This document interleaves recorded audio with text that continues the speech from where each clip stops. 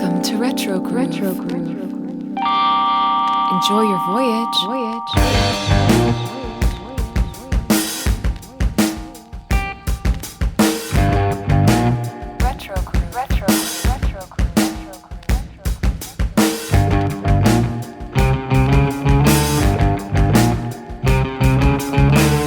Howdy and welcome to RetroGroove. Adam here, and I'm here with Liam as usual, but we also have a special guest, Mark Says Hi, with us.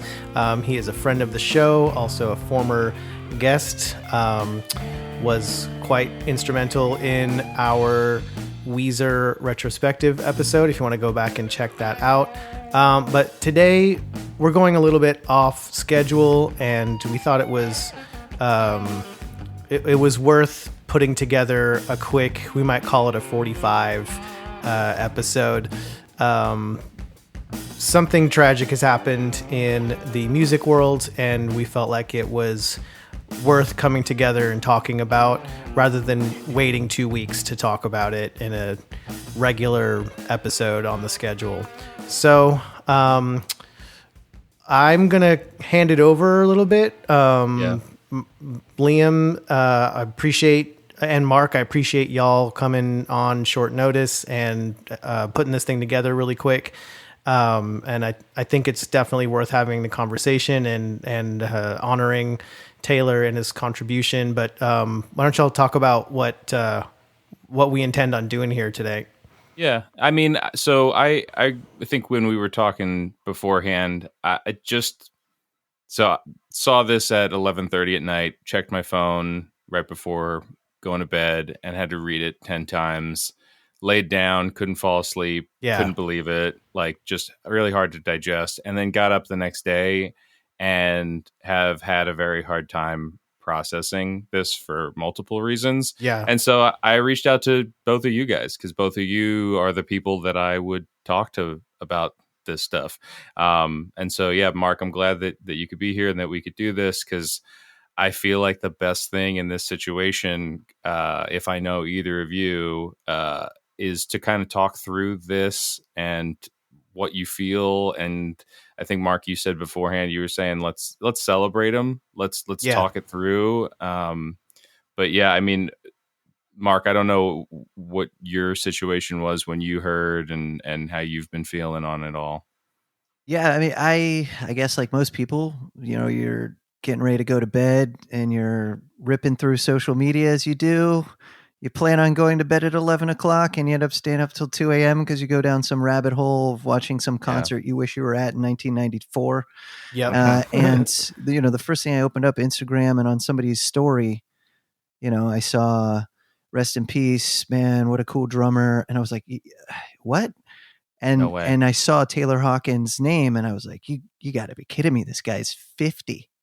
Yeah. And so immediately, I go to other social media platforms trying to confirm this thing. And sure enough, you see someone publish 6 minutes ago, just to let you know how fast this traveled around, minutes after, word got out, this thing was all over the world, just to let you know how much of a big impact it was. And, I proceeded to stay up until I fell asleep watching videos of him playing drums. So, I did that yesterday and I did that today. And, it's, for me personally, not only as a musician, but specifically as a drummer, and we can get into more of this later, but please. He had the dream job, man. Playing arenas or huge festivals every night for one of the coolest bands in the biz. And, playing drums behind a guy from my hometown who made me want to play drums, and he was a drummer. I mean, it's just cyclical how much of a circle goes round and round. So, if I lose it a little bit, I apologize ahead of time.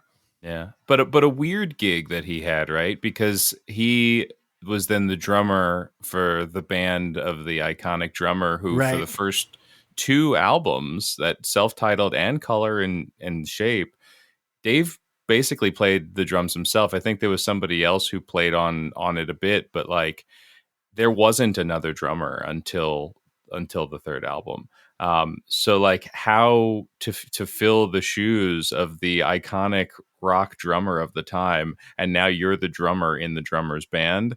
that's weird. Like, that's a weird spot to fill. And he has said that, like, he gives so much credit to Dave for taking the chance on him, because he doesn't feel like he was the right drummer, so to speak, for what the Foo Fighters were. He's a different kind of drummer than who Dave is, but Dave had that vision. Dave saw in him what he was and what he wanted the band to be. And again, this goes a little too wide, but like, you listen to the catalog of the Foo Fighters, and the fact that that band can do metal and can do prog rock and can do glam rock is all because, I mean, Adam and I have speculated on whether or not to label the Foo Fighters as a super group, because they technically are. You know, like, everybody in that band was in other stuff, but they're so wide in what their abilities are. And Taylor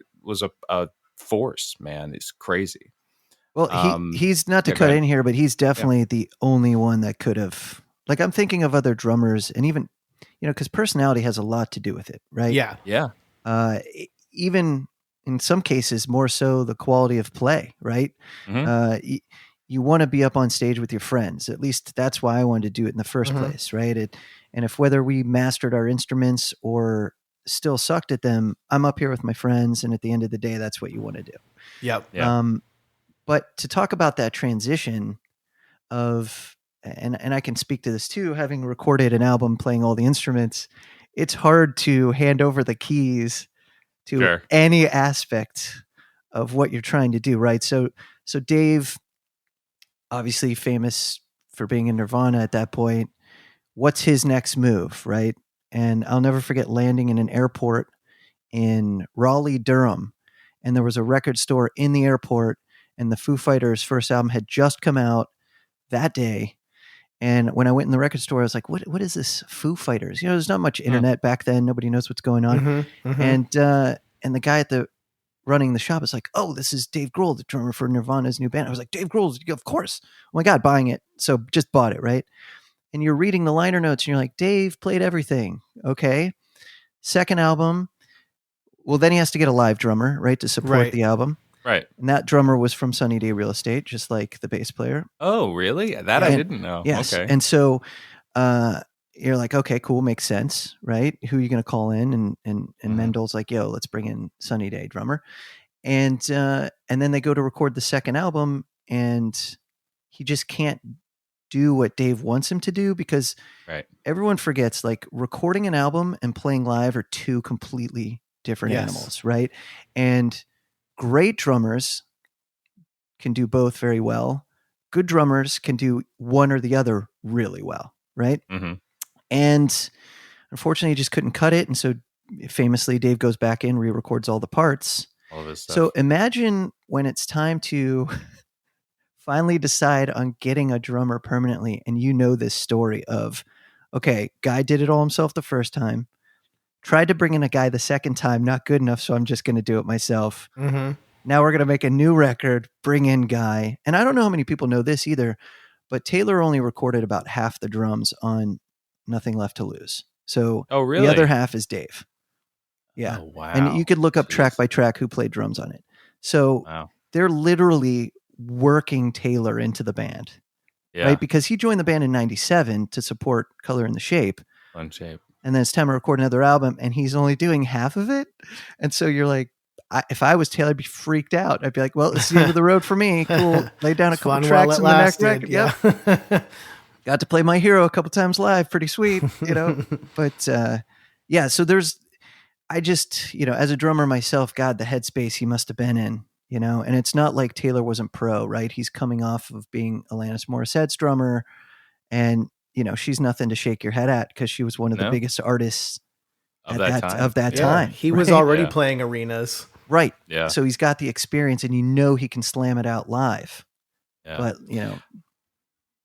It's funny that you mentioned, like, obviously we should address the Alanis side of things, but there was, you know, everybody's been putting up their tweets, and like the outpouring of love on this has been so huge. And there was one that I saw today that, again, made me think of you, because Travis Barker tweets. I don't know if you saw it, but it was something to the effect of like, I have no words.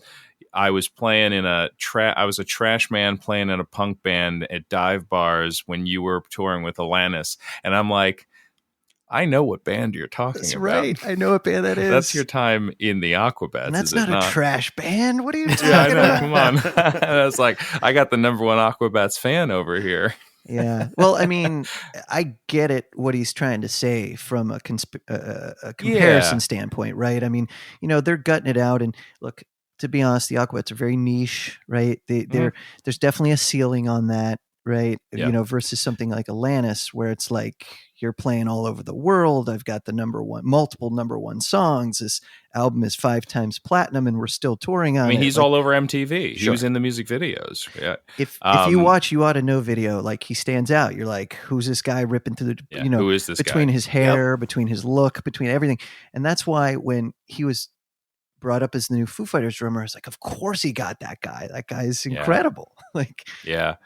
And so the first time that I remember seeing him was in the Learn to Fly video where he's dressed up like the stewardess. And I'm like, who is this guy? Because like you knew who Jack Black was. You then learn about Tenacious D. They're the ones who smuggle the drugs on the flight in that video. But like, I remember seeing Taylor dressed like a woman and being like, this person, he just stands out. Sure. He's such a character. And it's crazy. You see that go through his entire career and he never stops. He seems relentless. He's got the Coattail Riders in 2006. He does Chevy Metal, like that covers band. And then he's like, I've got so much music I need to get out of me. I can't get the Coattail Riders together. So I'm going to create the Birds of Satan, which is basically Chevy Metal, but I'm going to record my own music. Like right. The guy just has to get it out. And like you see those videos of him when I remember seeing him come out from behind the drum kit and perform with the Foos as the singer for like a Queen cover or whatever, like he would come he's out. An awesome singer and can dominate the stage. He's a great voice. And who does that remind you of? Comes out from behind the stage. And who does that remind you of? It's Dave His Grohl. brother from another mother. It's Dave Grohl 2.0. Think right. about it. Yeah. If the unfortunate death of Kurt Cobain wouldn't have happened, this is probably what happens with Dave Grohl, right? Yeah. He's going to bust out of that cage anyway. And the guy was already writing songs. He's already doing all this stuff. So it's, I'm not them. I don't know, but there's just so much symmetry there. It makes sense. It makes perfect sense. Yeah. So talking about seeing them live, I mean, Mark, I know you've seen the band a bunch. Adam, did you ever get to see Foo Fighters perform at all? No, I think that was one of the ones that ended up getting postponed once, the world fell apart. Yeah. Ugh, bummer. Yeah. Just like that, their presentation, and admittedly, like, I am not the diehard Foo Fighters fan. I love them, but I don't live and breathe every album and whatnot.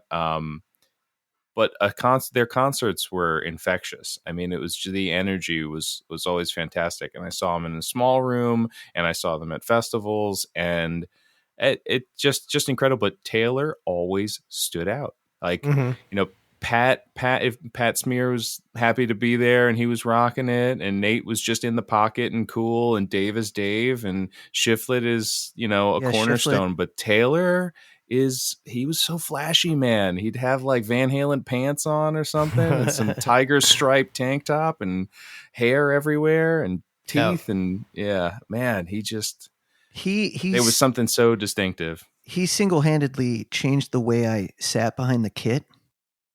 Oh, really? This is such a weird thing, like such a weird detail. But when I would watch him play, he leans into it. It's almost like he's sitting too close, if that makes any sense.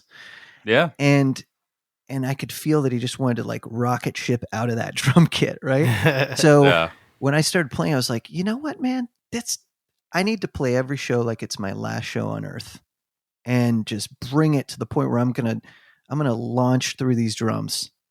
And it's like small little details like that, as a drummer, you watch the drummer, but like to hear people say things like that, and what you're talking about, Liam, it's so true, man. The guy, a smile on his face the whole time he's playing, just Always. Yeah. 3-hour long shows, just crushing. I mean, He seemed to have just endless energy, right? Like you never saw him looking tired, not once. No, he had this drive to him for sure. I mean, anytime that I was lucky enough to engage with him, there was this momentum to him, right? There was like, I never saw him just in a chill state. He always seemed like he had something he was working on, something he wanted to talk about, something he seemed like a fan. Anytime I engaged with the guy, he would be talking about Queen, or that he was doing this thing with someone from Jane's Addiction. He was basically friends with that entire band and collaborated with all of them at some point. I mean, Pink has come up on this podcast a bunch of times now. He played on one of her albums. Like, he was just with everybody, dude. He always had something going on. I do, not to like couch psychoanalyze or whatever, but there is something to like being the drummer and having that big personality and wanting to be, I don't want to say more, but just like diversify or have that presence. Like, he was a front man and a drummer at the same time, and that's not something that you can usually do. And like, Mark, I'm talking to you, like, I'm sure that you've felt that before, because you've juggled the two things where you're the drummer in a band, but then you are a front man. You've done that. So like, it's got to be this weird dichotomy of, I can do this and I love drumming, but also I have this I want to present to the world. I have this stuff I want to get out, and I need to do that. And it could be completely different than the band you're playing drums in, right? Yeah. And so kudos to Dave Grohl, and it's just a testament to how cool he is, because I can tell you, as a drummer who has stuff that has to get out of him, most bands aren't cool with that, because they don't want you diverting your energy towards anything but playing drums for whatever band you're playing drums for. Yeah. But to bring it back to Dave writing while he was in Nirvana, like it was just destined to happen. I think he understands that, and he gets it. And instead of trying to, suppress that, let that cat out of the bag. And now look at all these cool moments that happen at these Foo Fighters concerts where, he gets up and sings a track, and Dave gets to go back and play drums. And then you're at that show and you're like, oh my God, I saw Dave play drums for Foo Fighters while Taylor sang. Or Taylor just takes a back seat. And forgive me, but that young girl's name who had that sort of like drum battle with Dave Grohl, Bushnell or whatever, gets to come out on stage, and Taylor just takes a seat back and goes like, look how cool this is. I mean, you read that story about that this is the power of Taylor, just to let everybody understand that, because if you miss this story, it is exactly what we're talking about here. Mm-hmm. He's down in South America, right? They're on tour, and there's a little girl. I can't remember how old she is. She's 9. Yeah. So inspired by Taylor and wants to play drums so bad. She just goes, I'm bringing my drum set. This is the balls she has. Yep. I'm just going to That's rock and roll right there, right? Right. And Liam knows I've done this. I've made T-shirts of a guest that's come into our, when we used to work together. And I'm going to show up at the front when they walk in, and they're going to read the shirt, because it brings it out of you. And this girl sets up her drum set outside of his hotel and just plays until he comes out. Yep. Amazing. Yeah. I mean, what? And he comes out. He comes out. That's the thing. I mean, just what a gift, man. And this is why it's so heartbreaking. And, we mentioned, we wish we could be talking about him under better circumstances, but what a great opportunity to celebrate him. Two things I want to add here, because I know you guys put links, alongside these pods. Two links you got to put up there. One, Record Store Day 2015. The Foo Fighters play my hometown record shop called the Record Connection. They played in. So I grew up in Warren. I was born in the same hospital as Dave Grohl. I don't know if that's been if I brought that up, but no. So I was born in the same hospital as Dave Grohl, and as it turns out, before he moved to Virginia when he was 2 years old, my parents babysat him. This is a story for another pod, but before his parents split up and he chose to go live with his mother in Virginia. My parents had just been married and were trying to make money and were babysitting people. And they found an old ledger or book or something when they were cleaning out the house. And my dad calls me and is like, do you know a David Grohl? Oh my David God. Don't even. Yeah. And I lost it and whatever. Long story short. So pretty cool thing. But so Dave's from, Warren, Ohio, and we didn't have a record shop in Warren. It was in the next town over called Niles. It's 20,000 people maybe, if everybody had 5 babies on the same day. Right. And the guy who owns the shop went to school with my mom, and it's one of those towns where everybody knows everybody, but the Foos showed up and played like they were playing an arena to like 50 people that were inside the shop. So I got to put a link up to that. It's really incredible. And then the other thing is this Taylor Hawkins masterclass that BBC Radio 6 did in the UK. Okay. It's 40 plus minutes, maybe longer. And it's just Taylor sitting behind a kit talking to the person doing the interview about his entire life story of getting into drums, where he is at that point in his career. And he talks about all the nooks and crannies. And then when he talks about his influences, he plays bits of the drums that he learned from said drummer. And it's just like, oh my God, I watched it 10 times since he passed away. And and I know I'm not the only drummer, but his story is my story. He had crap drums that he pieced together. Some were garbage and fake and plastic. He just played along to the radio. He didn't know what he was doing. Tried to learn every single style of music. It just, because drummers are like unicorns, man. There's not a lot of them because no one wants to carry this stuff around. And it's where do you practice and all this stuff. Yeah. But he did exactly what I did. And I was just like, and he made it. And he's in the Foo Fighters and he's playing arenas. This dude is representing me. And so, that gets to the core of why this one just hurts so bad. Because to your point about him being a fan, he's already a fan of Dave Grohl before he gets in Foo Fighters. Yeah. Right. Yeah. So imagine being a fan every night. And he says, I get nervous. I get butterflies every night because you have a boss on stage that you need to make look good. But you're also like, I'm playing for me and I'm playing in front of boatloads of people that paid a lot of good money to be here. Yeah. And I have to be awesome every night for 3 hours. And then I got to get on a plane and do it the next night. So I can't party, like just the way he approached playing, his mindset, his just happy demeanor, just the total package. I mean, Taylor's the dream drummer for any band. Yeah. I'm sorry, I could go on and on, guys. It's fine. That's why you're here, dude. It's great. No, that's what this is about, for sure. But the fan thing, so as I kind of dived into what was sticking in my gears, because we've lost a lot of great people.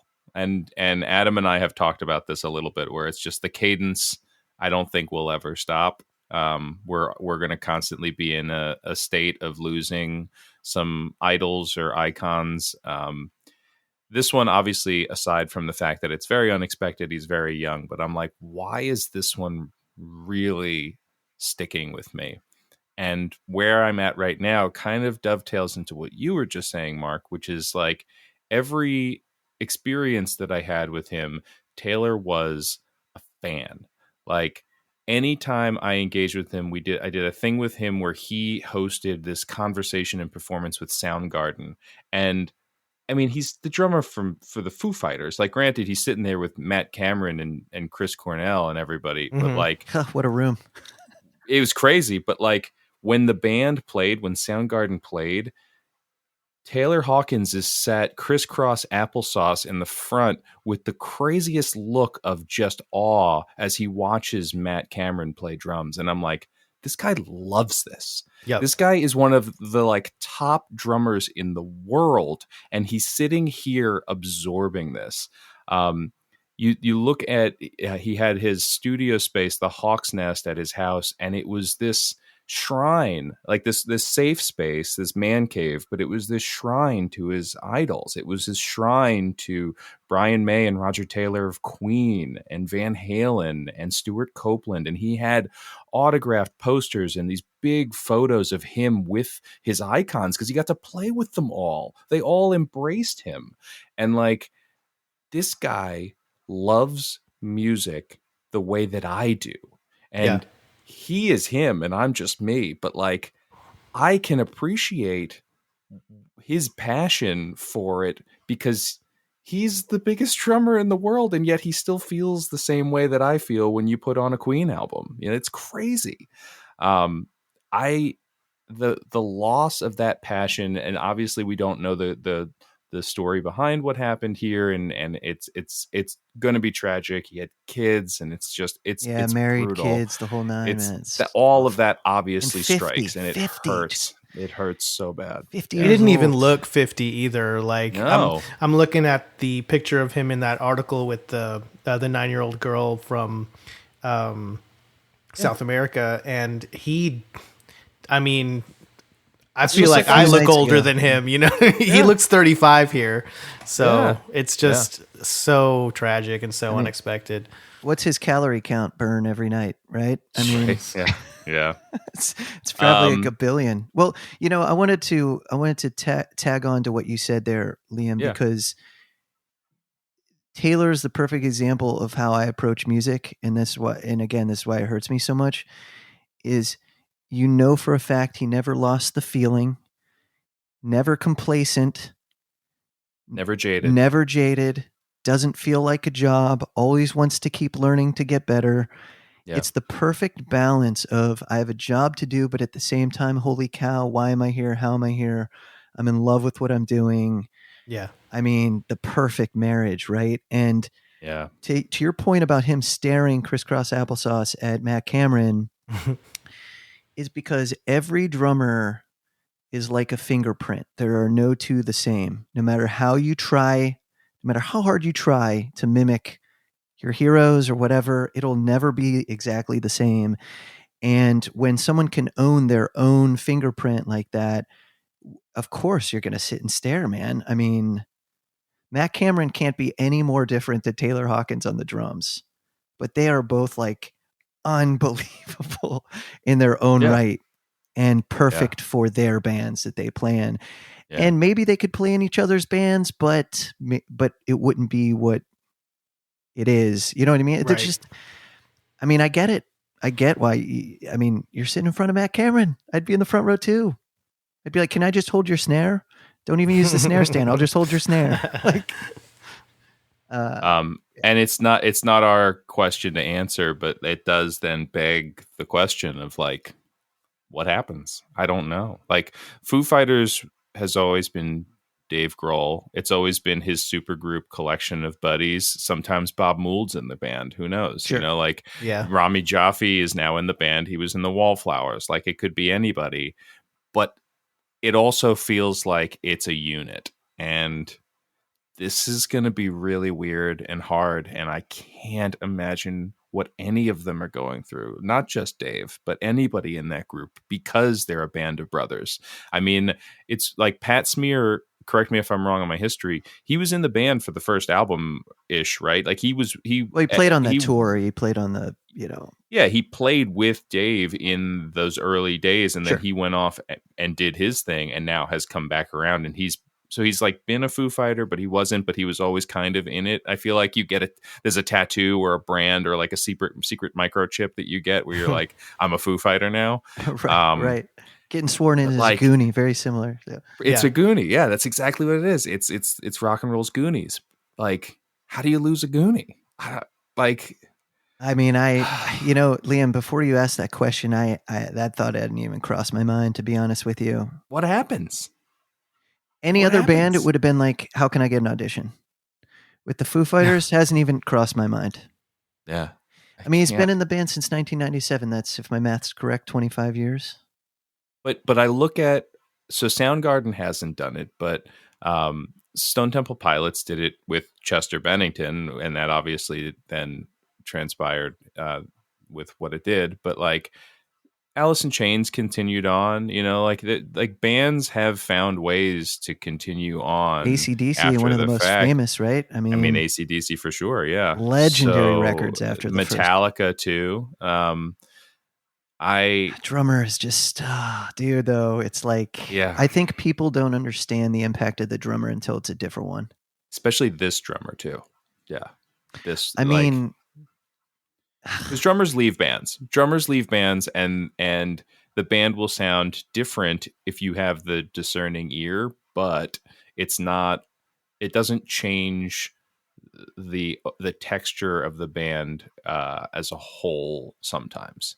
I feel like the Offspring went through a bunch of drummers. I mean, there's some bands that have just leaned into the fact that they have a different drummer every 2 or 3 albums. But you want to I talk don't. about real big fish in band members? Yeah, Like there's yeah. 420. So I don't know. I don't know. There has to be a Foo Fighters. I can't imagine a future without the Foo Fighters. It doesn't end here, but I also don't know what it is. Here's what I think happens if I don't want. I'm not in the. It's hard. It's impossible. Yeah, I'm not in the prediction business. But right. If I was Dave, and I'm not Dave, but if I were Dave, same hospital though. Same. Maybe there's a little Dave in me. Who knows? You never know what spilled on the floor that day. That's right. This is what I would do, because this is really, in my opinion, the only solution. Because it would not only honor Taylor in more ways than one, meaning like having someone else play, but it wouldn't be replacing him either. And that's just, you find a different drummer for every tour. So next tour, it's Chad from Red Hot Chili Peppers. Next tour, it's Travis Barker. Yeah, next tour, it's Matt Cameron. Yeah. Next tour, it's whoever. And then that way you can honor him and not replace him at the same time. And then everybody just kind of becomes an honorary Foo. And that's how you go on, man. I mean, these guys are in their 50s, right? And so, they're not playing coffee house rock. So, if you're lucky enough to live to 80, and you're trying to hammer out these tunes, I mean, what better way to do it, right? Because then it can also give Dave an opportunity to showcase young drummers and up and coming bands that he's really into, these bands that the Foos bring out on the road with them all the time. Why not slot some people in and just kind of make it a rotating couch of awesomeness? I mean, that's what I would do. This is just me thinking on the fly. No, I don't know what he does. I can't. It's weird to see the number of people who are saying, they feel bad for Dave. They're worried about Dave. There's all these pictures of Dave with Cobain and then with Taylor, and I don't love it. Everybody's hurting in that. What a weird group. thing to do. Like, now you're bringing up a second death. Like, this guy can't even, he's still dreaming about it. I mean, he recently said, I still dream about that. Like, Dave's a sensitive dude, man. Like, I mean, it's crazy. Tough not to be. I think you bring in Nandy, the girl that Dave had the drum battle with. I mean, that's amazing. Bring Nandy on tour. Yeah. There you go. Perfect example. Imagine her doing a whole tour or a leg of the tour. Right. Yeah. It'd be awesome. I think you go in the same vein that you're talking about, Mark, but you see if you can go old school and you bring in some of the artists that he loved. You get Stuart Copeland from the Police, and he plays with the Foo Fighters, absolutely. right? Like, amazing. Because they have a few big festival headliner dates like this summer, like July, August, and I'm like, maybe those don't hold, maybe they do, but I'm like, if you're going to do those, you go to the artists that he loved and see if they'll come in and play on those. I don't think you have to go to them. I think they're going to come to Dave. Possible. If I'm Stuart Copeland, I'm, hey man, you need me? Yeah, that's true. You don't even have to tell anybody it was me. I'll wear a mask. You know what I mean? The one selfish thing that I'm feeling out of all of this, I think, to kind of tie a bow on where my head's been at on like the genesis of thought processes here, is I fluctuate through whether I want to go see live music or not. It's very easy to go to bed. It's very easy to play a video game or feel comfortable reading a book on the couch. And I have said a couple times on here recently that, like, going to shows recently, I've found an electricity that I definitely lost in the years leading up to this pandemic. I'm feeling it more and more, and I have regrets. I notoriously just like skipped seeing Tom Petty perform. And it's because it's like, I'll see Tom Petty some other time. You know, it's like, that's Yep. fine. I don't need to see Tom Petty. And then I never got to see Tom Petty. And part of it's FOMO, and that's not the greatest thing. But part of it is like, I never got to have that exchange that happens between an audience and a stage that is unique to every single band and musician. And allowing yourself to feel that again and to go out and experience that isn't for everybody, but it's scratching my itch now, and it makes me feel super fortunate that I was able to see him play a few times and have that experience. And then I look at everything else and I'm like, okay, well then who else do I need to go see? Because you don't know, 50 years old guy looks like he's 30, played like a storm, like you just don't know. So I know that's a scary Man. thing. I mean, I'm only 8 years away from that age. And I immediately was like, all right, what am I doing for the next 8 years of my life? Yeah. I know I got a bunch of songs I got to record. I better get started on those. That's right. It definitely puts a fire under your butt. That's for sure. Do I have any debt I need to pay off? Yeah. Oh, all kinds of stuff. Like what a Mark, you were just out on the road though, right? Yeah. You went out on the road for a little bit. So quick plug. So you were out with Thrill Driver, right? No. I was out with Robert Finley. Oh, you were out with Robert Finley, right? He was a blues, soul singer, but likes to rock too. He's really cool.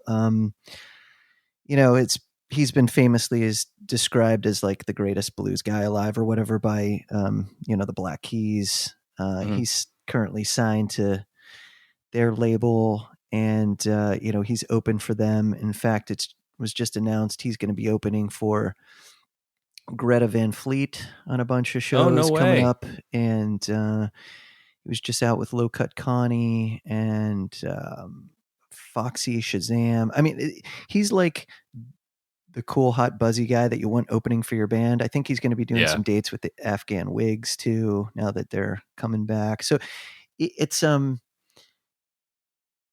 I can't describe what it's like playing live again.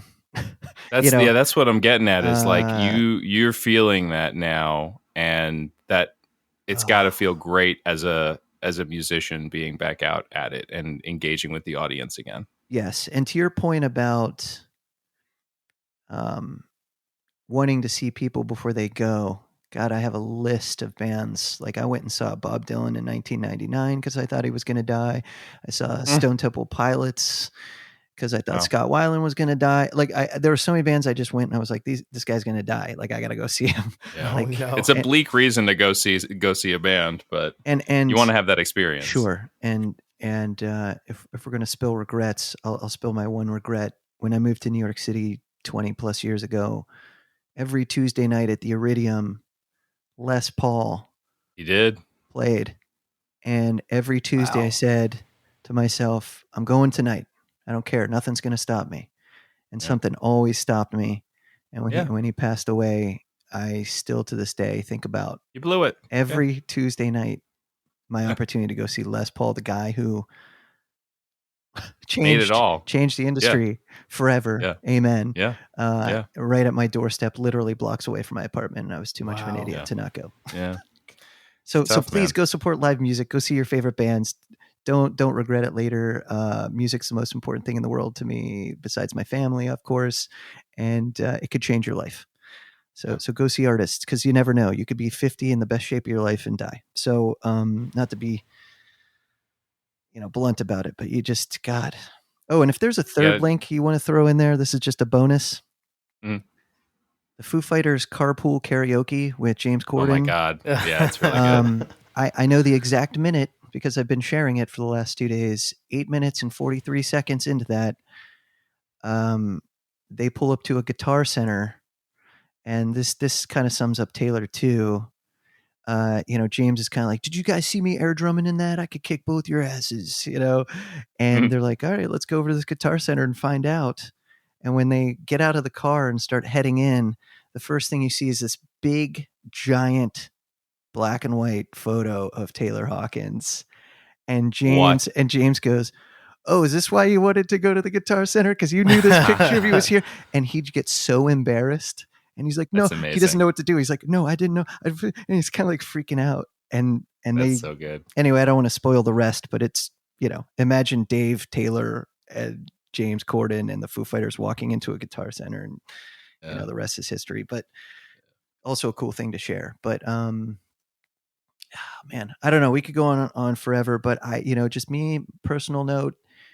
I don't know if Taylor can hear me, but thank you for all the inspiration. Thank you for inspiring me. Thank you for being so cool and having the perfect understanding of what music means to not only yourself, but to other people that come see you play. Because, for me personally, I was a fan first too, and I got inspired and I wanted to learn how to play. And my only reasoning for doing that was in hopes I could give one person, if only one person, the same feeling I got when I got to go see my first live show. And if I could repay that, that's what I'd do. And it seems like Taylor did that every single night.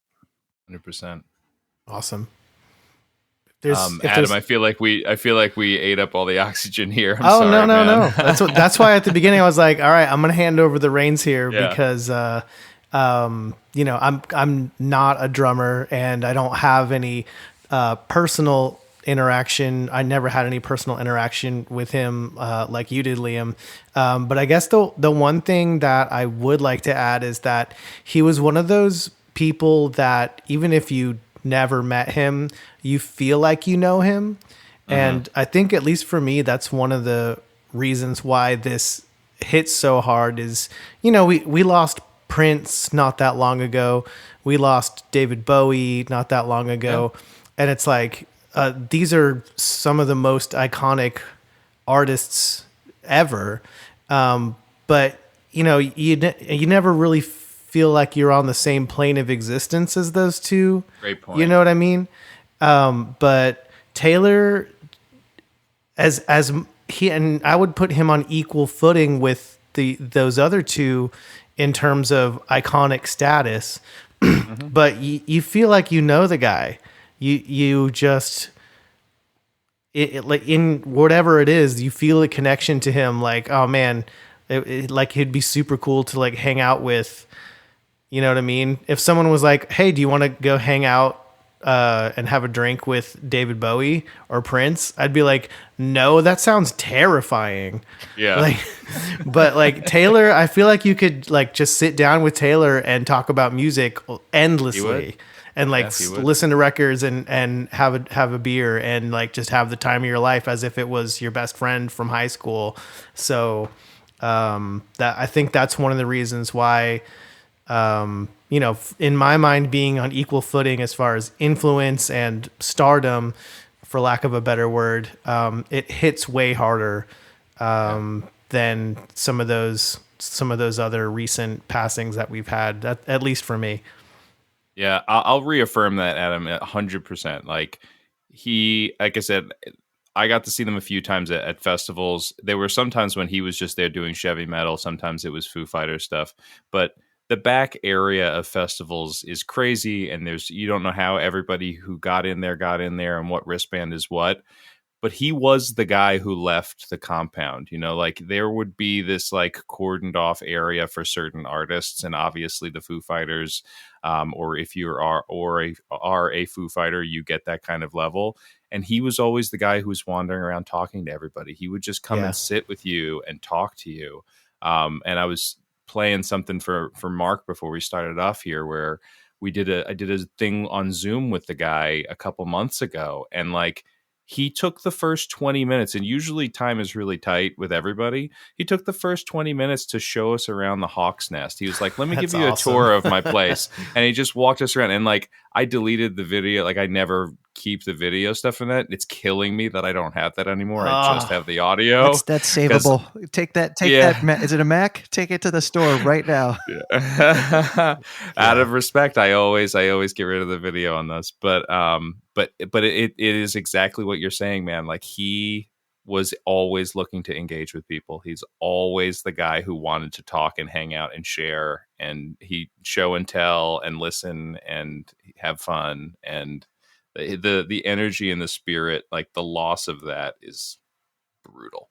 It's really, really hard. So I appreciate you guys both taking this opportunity. I feel like I needed this. Mark, when I hit you, I was like, this is going to be cathartic. I need to talk about this. And Adam, like, I'm glad that I have both of you guys to kind of have this conversation with, because likewise. Yeah, thank you for the invite. When you texted me, and I didn't care what time you were going to say we were taping, I was going to cancel everything else, even if it was during work hours and I had to cancel a big interview with a big person who's doing a big thing. I wouldn't even care. I'm sorry, guys, I'm out today. Appreciate it. This is too important. And thank you guys for going off grid, as we'd say in the Tron universe, to stuff this. I guess we're calling it a 45 in there. Yeah. It's just too important. And exactly. I'm not one to compare the impact of certain events in my life, but this is right up there. And, from the music world, and, everyone's of a certain age and they can probably point to something, but this is definitely 10 years ago. I'm going to remember this day. I'm going to be teaching my kid about this song and trying to get her to learn how to play drums, and be like, this was a guy named Taylor Hawkins, and like, you're going to love his stuff. And like, I can't wait to share that with my kid, So, and also a fun fact, if you got the deluxe version of Color in the Shape, they stuffed some B-sides on there. One of them is a cover that the Foo Fighters did called Baker Street. That's right.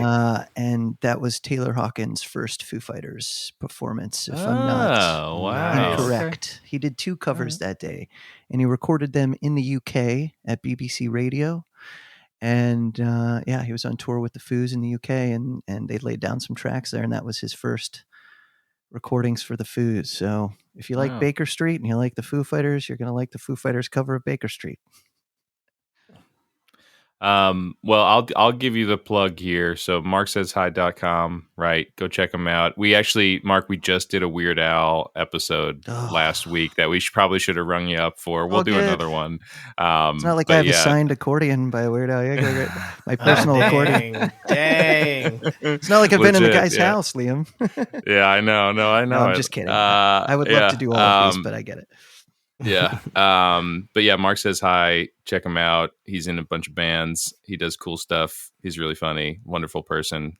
And it's Mark Says Hi on all socials. Yeah, right? Just if you Google Mark Says Hi, it's not Hi, my name is Mark, which is Mark Hoppus. Don't get me started. Don't get me started. Yeah. No, that's fine. He can look. He's huge and famous. He can do whatever he wants. What can I do? Yeah. Cool. Well, Mark, thank you for coming on. We're really happy to have you as a friend of the show. You're welcome to come on anytime you'd like to talk about anything you'd like. And again, to reiterate, I wish that we had been able to get together on not quite as tragic circumstances, but appreciate your input so much. I feel like this was good for all of us, and I think you said it best. Go see live music. Do it. It's like the one thing that you'll spend money on that you'll never regret. Yeah, that's right. And that's the way that we can kind of carry on Taylor's spirit, if you will. Yeah, he would have bought a ticket to whatever show you were going to go see. Promise you that. 100%. Well, thank you, listener, for joining us. Hopefully this was helpful and cathartic for you as well. This has been our first little 45. I hope next time it's not under the same kind of last minute and heartbreaking circumstances. But this has been RetroGroove, and you can check us out on Twitter, RetroGroove_pod, and on all of the social media things. You can find us. You know where we are.